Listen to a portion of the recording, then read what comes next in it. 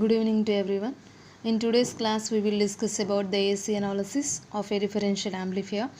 In previous class, we have seen the DC analysis of a differential amplifier. To perform the DC analysis, we are making the AC sources as 0. Similarly, to perform the AC analysis, we should maintain the DC sources as 0 and replace each transistor by its T equivalent model.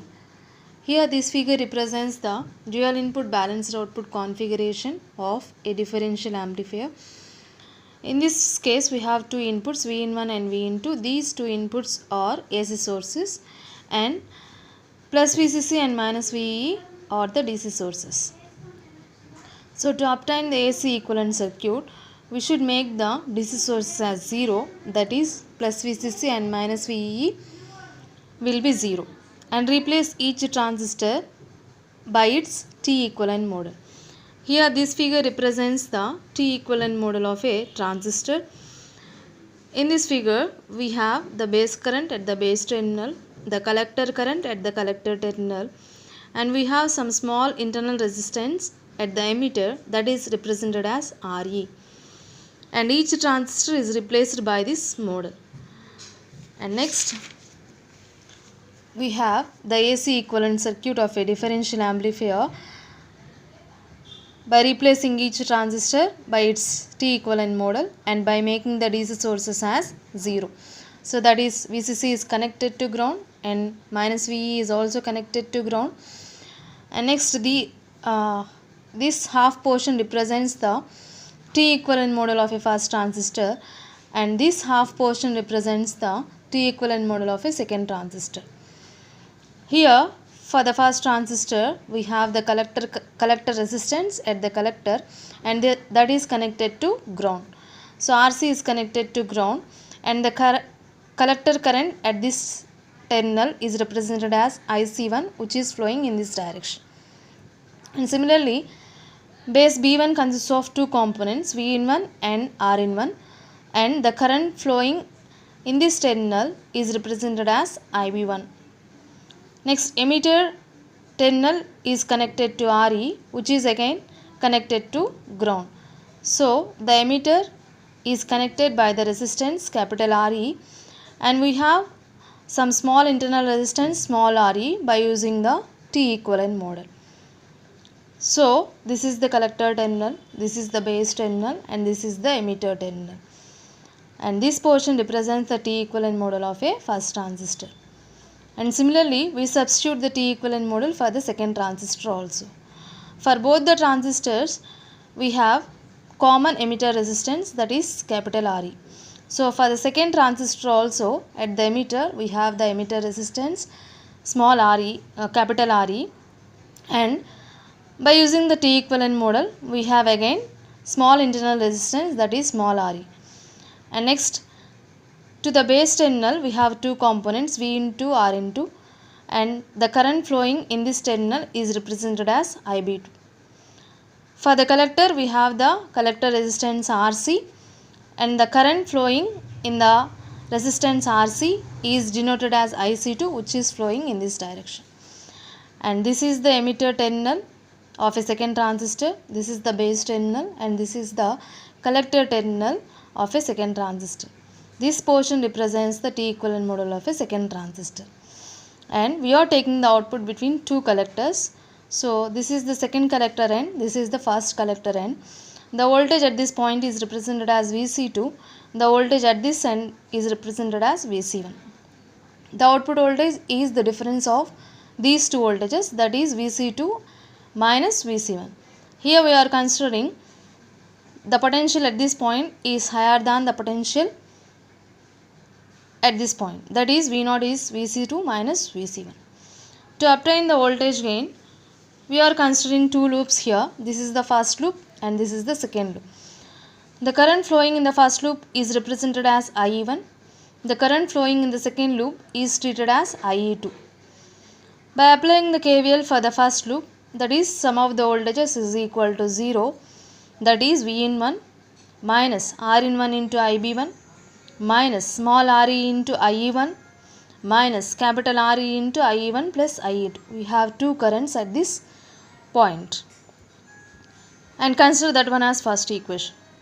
Similarly, apply KVL for the second loop, and from this point we have V into minus R into IB2 minus small re into IE2 minus capital RE into IE1 plus IE2 is equal to 0. Consider this one as second equation.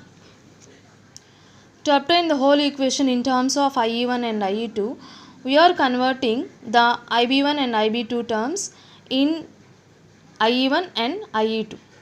And by using the equations, we know IC is approximately equal to IE, that is capital IC is equal to beta into IB. From this equation, IB is equal to IC by beta.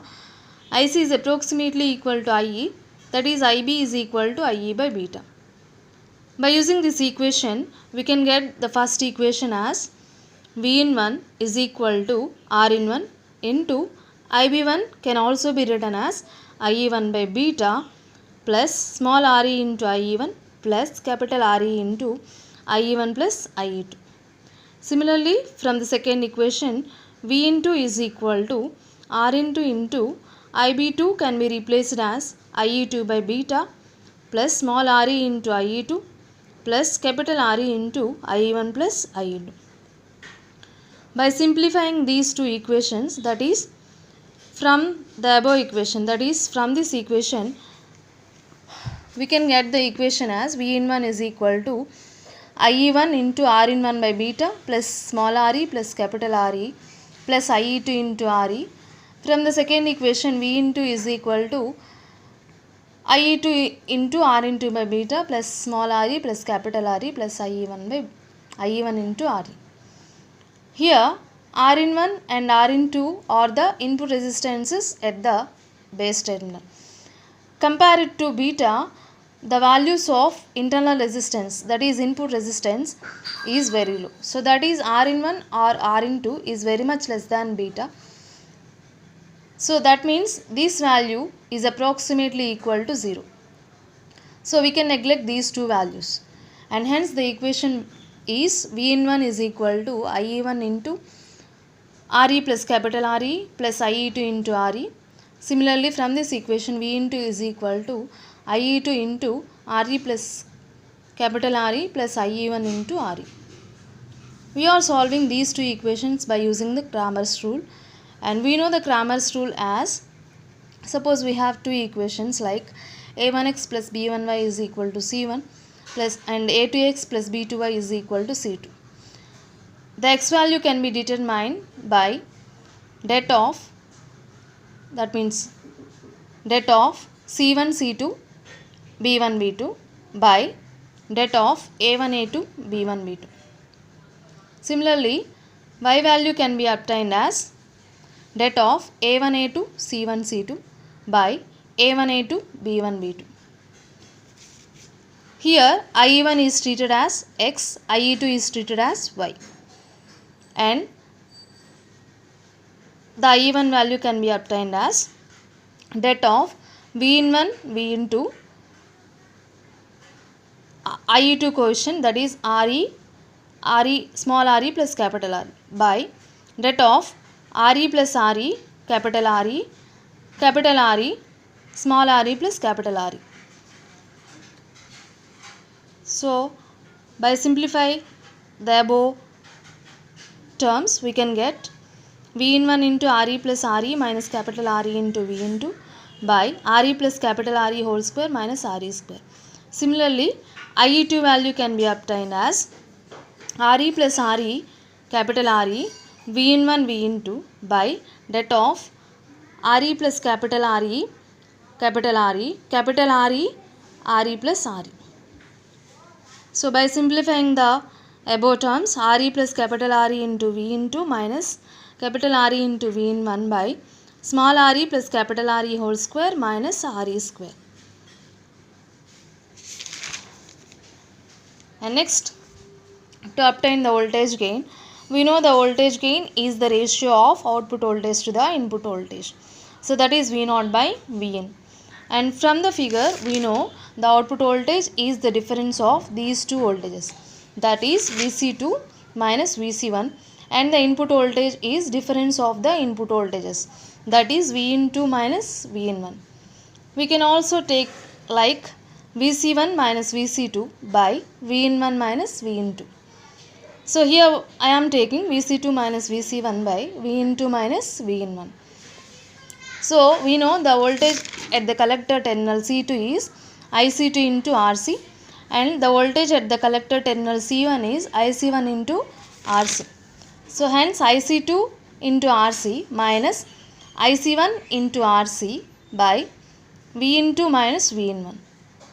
That is capital RC into IC2 minus IC1 by V into minus V in 1.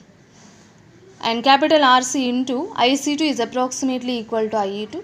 IC1 is approximately equal to IE1. So we know the values of IE2 and IE1. On substituting those two values and by simplification, that means by taking LCM, we can get the final equation as RC by small re into V into minus V in 1. So this is the value of the numerator. So substitute the value, then we can get the voltage gain AV is equal to RC by capital RC by small re into V into minus V in 1 by V into minus V in 1 from equation 3. So that is AV is equal to, finally we can get capital RC by small re. This is the voltage gain of a dual input balanced output differential amplifier. Thank you.